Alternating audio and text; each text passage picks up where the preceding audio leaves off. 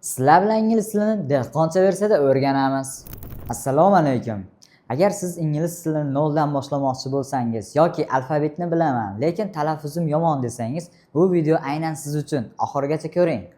Do'stlar, bugun biz A dan Z gacha har bir harfni to'g'ri talaffuzi, oddiy so'zlar, kulgili misollar bilan o'rganamiz. Aslikni oxirigacha ko'ring. Chunki bu videoda siz ingliz tili qiyin emasligini tushunib olasiz. Men sizlarga buni isbotlab beraman. Qani boshladik, guys. Let's go. O'xshamay qol. Birinchi harfimiz E harfi.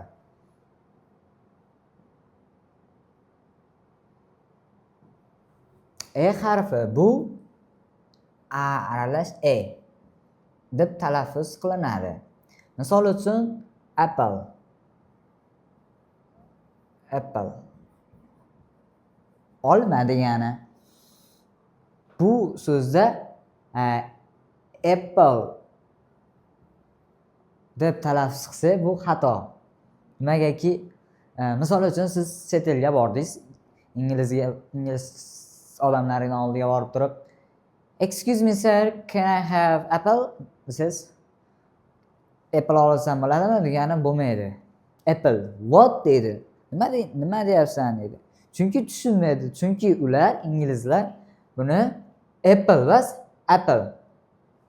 A harfiga moyant aytiladi. A ga o'xshash aytiladi. A aralash qilib. Apple. Apple. Apple. Ikkinchi harfimiz B. Bu harfimiz alifbeda aytganimizda B deb talaffuz qilinadi. B. B, B, B, B, C, D. Uyatamasmi? Yoshingizni qarang. Bunaqa emas. Xo'p, buningga misol book. Book. Tarjimasi kitob degan. Kitob. Do you read book? Kitob o'qiysanmi? No, deysiz-ku, misol uchun.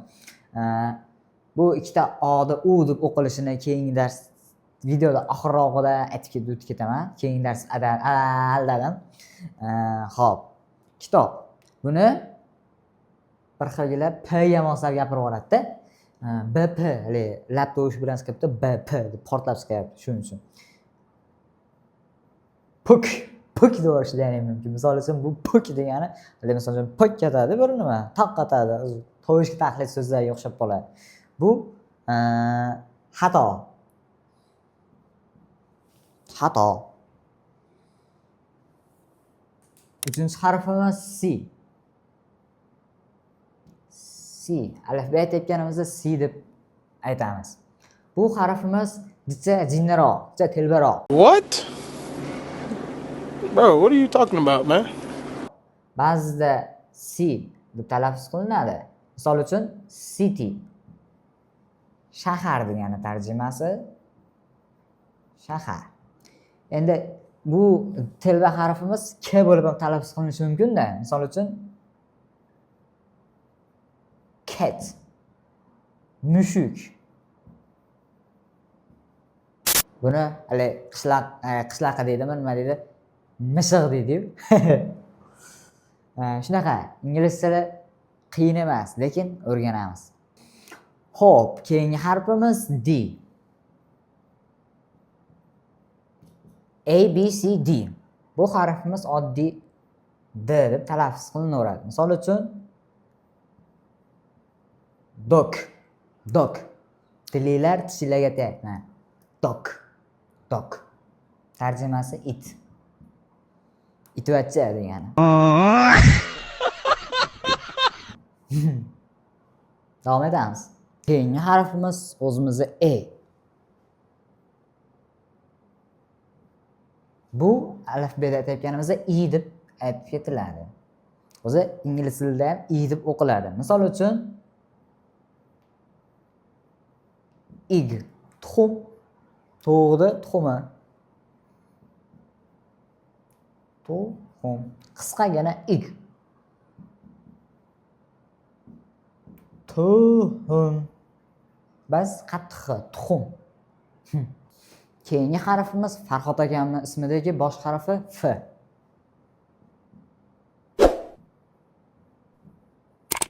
alfabetda F deb o'qiymiz. Misol uchun fish tarjimasi baliq degani. Tilimiz tishimiz labimizga tegadi. Fish, fish, fish. Qalay ketyaptilar? Yoqyaptimi? Kommentariy yozib qoldiring. Likelardan bosib qo'ying, yoqayotgan bo'lsa. Keyingi harfimiz G. Yo'g'ay, o'zbekchada G. G. A B C D F F G. G. Bu harfimiz G deb talaffuz qilinadi. Misol uchun go. Go, let's go guys. Ta. Kontrchilar, PUBG'chilar biladi. Bormoq degan ma'noni beradi o'zbek tilida. Keyin bu iflos harfimiz J. J, jurnal. Yo'q, u bas. Jiraf. Eng bo'yi uzun hayvon, jiraf. Jirafa degan ma'noni beradi.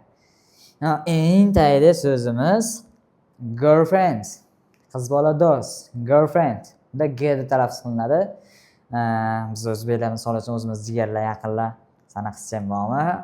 San qizchani ko'rdim, chiroyli ekan-a" deb deyishadi, ginida o'rtoqlaying. Lekin ularda inglizlarda girlfriend, qiz bola do'st deyishadi. Qiz bola do'st. Xo'p, jigarlar, keyingi harfimiz H. A B C D A F G H. H I J K bo'lib ketadi. H ga yetib keldik. H. Bu H-ku nimaga H deb talaffuz qilyapti deyishinglar mumkin, lekin men buni bilmayman alfabetda nimaga H deyishlarini. Lekin bunga misol uchun eng mashhur so'z hello guys. Hamma bilsa kerak, bu salom degan ma'noni beradi. Yana bitta misoli hi. Qisqasi. Qulayi. Bu ham salom degan. Hop. Bu harfimiz orada o'qilmay qolishi mumkin. Misol uchun aur.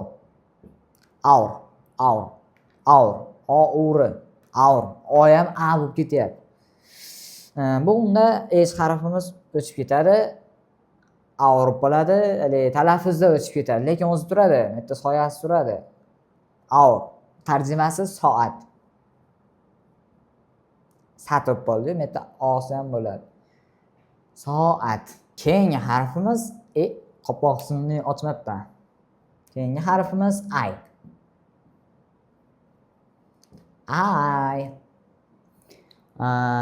A B C D E F G H I degan harfga keldik. Bu I. Misol uchun ice tarjimasi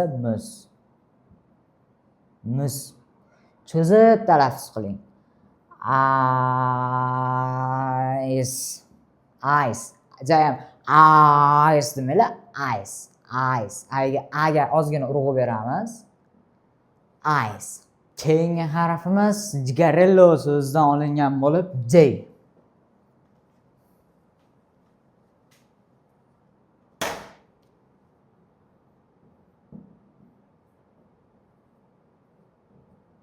Alfabetda shunday yoziladi, lekin J deb o'qiladi. Xo'p, xullas, bunga qisqa qilib misol aytamiz. Cho'zilib ketyapti videomiz. Job. Kasb. Albatta million soqqalar kasb orqali keladi. Shuning uchun kasb toping, kasb o'rganing, hunar o'rganing degan ota-bobolarimiz. Xo'p, keyingi harfimiz Kamrondagi K.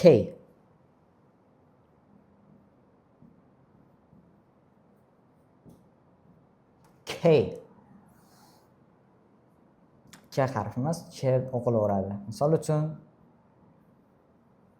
K.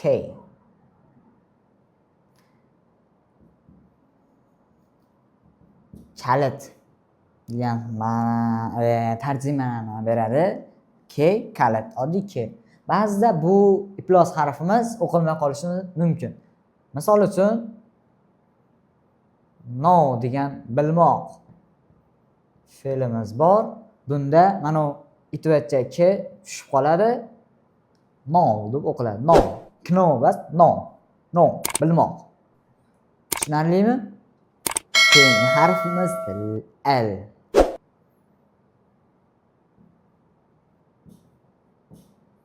L. Bunga misol hamma o'sha xayolida keltirib bo'ldi. Love. Love bo'lmaydi. Love. Love. Do you love me? Deganimiz javob bo'lsa, do you love me? Kiki, I love you degani nima degan ashulalar bor. Misol uchun qidirsanglar chiqadi. Agar biladiganlar kommentariya yozib qoldiringlar. Shu love degan so'zga yozilgan, aytilgan muzikalarda kommentariya yozib qo'yinglar nomlarini. Sevib qo'yganlar eshitadi buni. Sizlar sevmanglar, maslahatim. Love sevmoq degan ma'noni beradi. O'sha hamma tushunarli bo'ldi. Eng yoqimli harf L. I love you so much. My subscribers, my peoples, my students. Do'stlar, keyingi harfimiz Muhammadjondagi M. M. Miyav miyav. Misol nima? Tavba qildim. M. Bunga misol uchun eng zo'r misol money. Pul, soqqa. Pul bo'lsa cho'ntakda pul bo'lsa changalda sho'rva degan ma'no. Anaqa qilib beraman, hozir tarjima qilib. If you have money, changalda sho'rva. Qalay chiqdi? Money, pul. Mani eng sevimli so'zim. Money Rain degan muzika bor, eshitib ko'ringlar, maslahat beraman. Pullar sasib tashlaysizlar.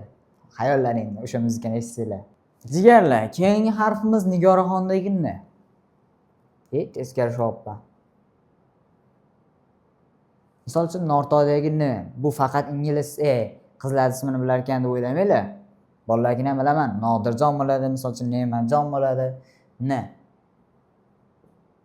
N bo'ladi, alfabetda N. Bu harfimiz oddiy o'qilaveradi. Misol uchun sizlarga bitta gap ham misol beray, faqat so'z beravermay, to'g'rimi? What is your name? What is your name? Hindcha shayva qilib What is your name? Isming nima degani tarjimasi. Isming nima? Isming nima? O'zi asli bitta ma'no so'zni yozib berishim kerak edi. Lekin men sizlarga gap qilib tuzib berdim. Misol uchun yo'lda birorta inglizcha ko'rib qolganlar, "Hello sir, what's your name?" desalaring, "O, ingliz tilini qila bilar ekan. Ismimni so'rayapti" deydi. "Ismim Jack" deydi misol uchun. "Ismim Anna" deydi misol uchun qiz bola bo'lsa. To'g'rimi?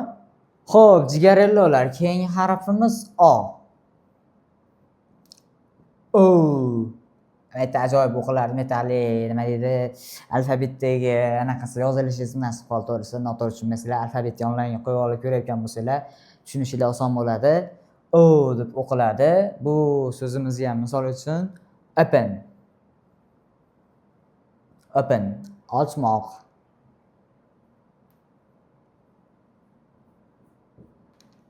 Ochmoq degan ma'noni beradi. Open. Cho'zibroq aytasizlar. Open emas, open. Xo'p, jigarlar, yana bitta itvacha harflarimizdan biri bu P. Alfabetda P o'qiladi, lekin o'zi bu itvacha P bilan H kelib qolsa PH. So'kin o'rdim, uzr. Misol uchun fon. Tarjimasi telefon. Mana shu kameraga olib turgan ham telefon, kamera emas. Endi o'zi ham kelishi mumkin bu itvacha harfimiz. Misol uchun pet. Uy hayvoni degani bo'ladi. Misol uchun uy hayvoni deb tarjima qilishadi. Yana qanaqadir tarjimalari bor. Uy hayvoni. Jigarlar, buni mabodo o'zidan yana qiziqarliroq ma'nolarni qidirib ko'rmoqchi bo'lsanglar, bu telefonlarning rivojlanib ketgan, kirib Google Translate deysizlarmi, shunga kirib yozsanglar chiqarib beradi tarjimalarini bilan. yana ham chuqurroq o'rganib olsanglar bo'ladi. Ha, aytgancha do'stlar, bu narsani bekorga o'rgatganim yo'q sizlarga. Iloji bo'lsa yoninglarda daftaringlar bo'lsa to'xtatib yozib olsanglar o'zingizlarga qulay bo'ladi. Keyin oxirida uyga vazifa beraman. Ularni bajarishinglar shart. Bajarib kommentariyaga yozishinglar mumkin yoki Telegram kanalimga o'tib, Telegram kanalimga kommentariyasiga Telegram kanalimni kommentariyasiga yozishinglar mumkin. U yerda har xil battlelar, bir nimalar qilamiz. Vazifalaringni tekshirib olish mumkin, tekshirib berish mumkin. O'zingizlarda o'sish pog'onalarini ko'rib, kuzatib borishinglar mumkin. To'g'risini aytsam, bekorcha vaqt o'tkazishdan o'zim ham charchadim. Shu bois shunaqa yo'nalishda boshladim. Ingliz tilini ham o'rgatish bahona o'rganish. Keyingi harfimiz jigarlar, Qodiralidagi Q. Bu kim edi bu? Qodirali? Q.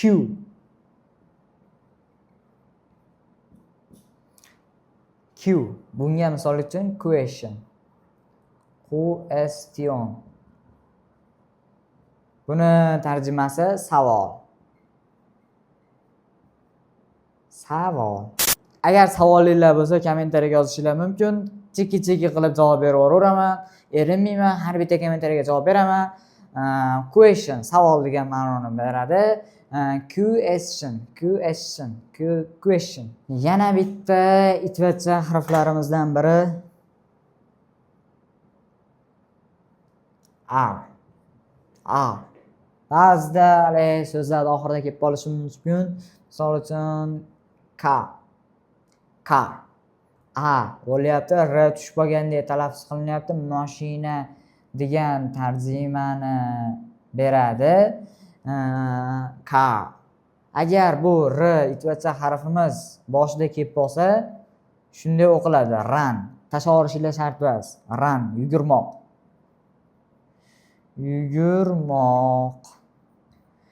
Bu run-ku nimaga a deb o'qiyapti desanglar, jicha sabr qilib tursanglar, u harfini tushuntirib o'tib ketaman. Ketdik. Xo'p, navbatdagi harfimiz S. Sarvinozdagi S. Sardordagi S. Bunga misol uchun smile. Kulmoq. Smile. Kuling. Please smile. Bu kulgili dars. Bu qishloqcha dars. Kulib, maza qilib o'rganing. Xo'p, qirg'izcha gapirsam jigitdir. Do'stlar. O'zbekchaga o'taylik, qirg'iz basmiz u. Keyingi harfimiz T.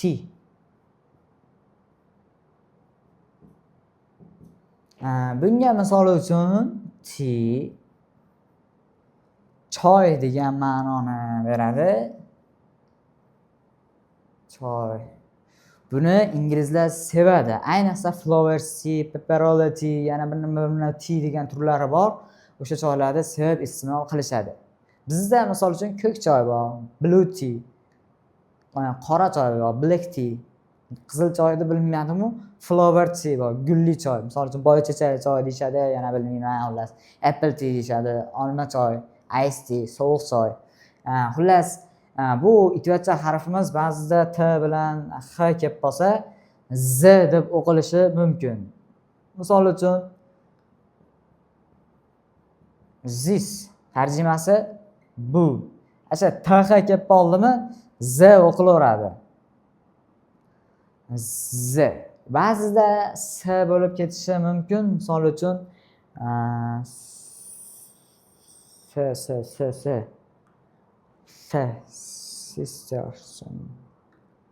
Z. Hazillashdim, s bo'lib ketmaydi. Agar meni esimdan chiqqan bo'lsa, iltimos kommentariyada yozib qoldiringlar, bilaringlar. Endi hammani ham esida chiqib qolishi mumkin. Men ham avliyo emasman, hamma narsani eslab qoladigan.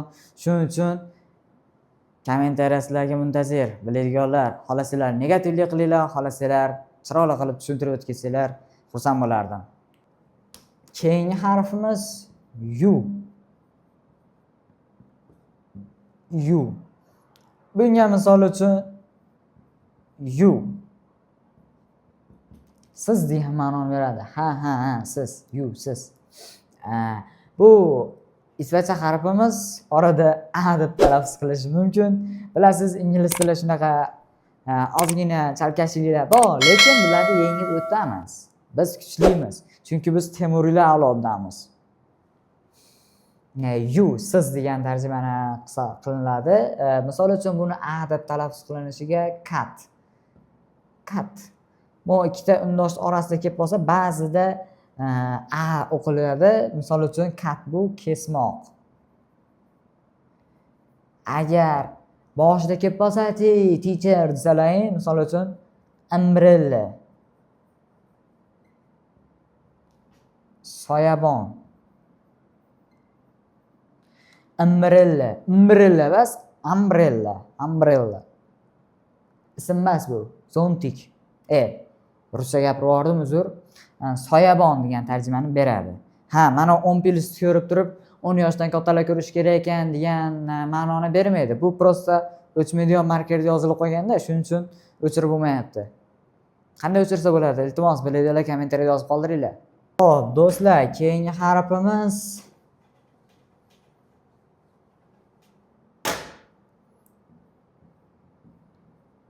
V. Easy peasy V. Bu gapga chalg'imanglar, orada sizlar kuldirish uchun, kayfiyatlarini oshirish uchun shunaqa hazil-huzul qilib turibman. O'zi hayotda ko'rsanglar jiddiyroq odamman. Bunga misol uchun very tarjimasi juda degan ma'noni beradi. Misol uchun very beautiful deydi, juda chiroyli. Very small, juda kichkina. Tish, tepa tish, pastki tish xullas lab tishga tegadi. VF deganda shu harflarda qiyin bo'lmayaptimi? Yaxshi ketyaptimi? Agar yaxshi ketayotgan bo'lsa, agar sizga yoqayotgan bo'lsa videolarim, darsliklarim, bittadan like bosib qo'yib, bittadan kommentariyaga olovcha omad, yana negativlar, yana bir nimalar yozib qo'yishinglar mumkin. Kommentariya ochiq sizlar uchun. Keyingi harfimiz yoshligimda bu harfni juda qiynalib o'qirdim. W.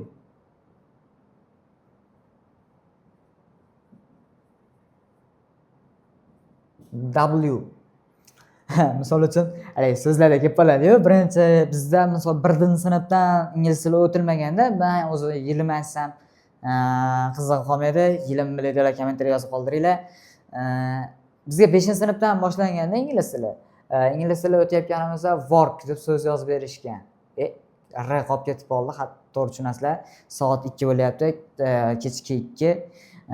Uxlamasdan syomka qilyapman. Work. Bashini W-work derdim. Qiziqarli, kulgili, W-work. Lekin ingliz tilini o'qib, tushunib, o'rganib, shu anaqani tushunib oldim. Work bu ish degan ma'noni beradi. Endi jigarlar, bu so'zimiz ko'proq bunaqa h bilan birga keladi. When. Shunda h tushib qoladi. Buni ma'nosi qachon degan tarjima bo'ladi. When, qachon. Ko'ryapsizlar, when bo'lyapti, v o'qilyapti, h tushib qolyapti. Buni qarab turinglar, jigarlar. V tushib qolib, h, h, xullas, h harfi o'qiladigan so'zlarimiz ham bor. Kelinglar, hamma narsani tushuntirib ketmay, hozir buni biladigan odamlar ham ko'ryapti-da. Mana xatoyimni topib negativlik qilish uchun. Kelinglar, shunga negativlik qilinglar, jigarlar. H bilan o'qiladigan shunaqa so'roq olmoshlarini yozib ketinglar kommentariyaga. Keyingi harfimiz X. Bunga misol uchun box. Quti degan tarjimani beradi. Agar sizlar biznesmen yo tadbirkor bo'lsanglar, misol uchun dadanglar yoki shunaqa bo'lsalar, sizlar uchun bitta reklama qilib ketaman orada. Bu videoda olishni maqsadi bu anaqani videoda homiyi albatta Europrint degan bosmaxonani rahbarlari. Bu videodan nima deydi, ular reklamani chalkashtirib yubordim, uzr. Agar sizlar tadbirkor, biznesmen bo'lsa, sizlar dadanglar, misolcha biror narsa chiqarasizlar, oddiy narsa chiqarsanglar, odam yoqmayaptimi? Agar quti bilan bezab chiqarsanglar, juda ham sifatli va juda ham chiroyli ko'rinadi. Shuning uchun agar quti zaril bo'lsa, chiroyli qadoqlar zaril bo'lsa, shu yerga link qo'yib qo'yaman. Pastda turadi. Europrint degan Qo'qonda firma bor.